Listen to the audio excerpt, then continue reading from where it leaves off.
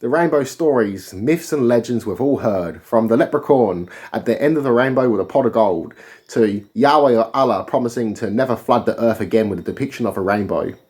Now there's Christians, Jews and Muslims that believe that their God is responsible for creating the rainbow and it first appeared here on earth after he's flooded the earth. Now this is totally false. The rainbow would have first appeared as soon as it started raining here on this planet, or as soon as mist and vapor of water went up into the atmosphere.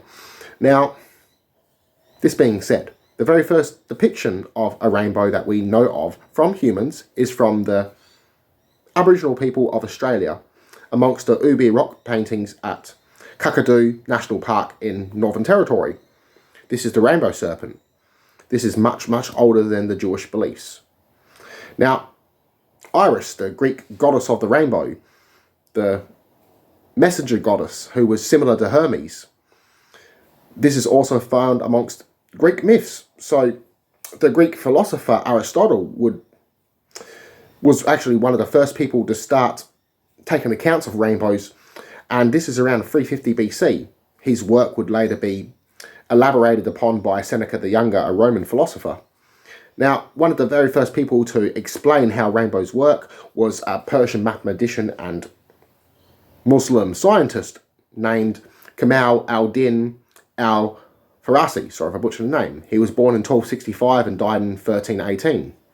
We have the story of leprechauns with the pot of gold at the end of the rainbow. This first appeared as the Vikings were raiding Ireland, and they would leave behind some of their stolen goods, treasure, in buried locations. So someone found it was like their lucky day. And this would eventually elaborate into the stories of leprechauns as they were seen as mistrustful or mischievous even.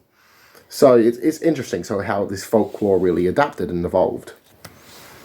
Now Ishtar, the Sumerian goddess of love, sexuality and fertility, was said to have turned into a rainbow to kill the gardener or farmer in some accounts that raped her. In Buddhism, a monk who achieved enlightenment and passed away would be said to have turned into a rainbow or rainbow body. So this basically is a transitional state of meditation in which matter would begin to be transformed into pure light. And in Hinduism, the rainbow is depicted as an archer bow used by Indra, the god of thunder, to shoot lightning bolts out of. So it's interesting when we see these old ancient accounts of myths of the rainbow.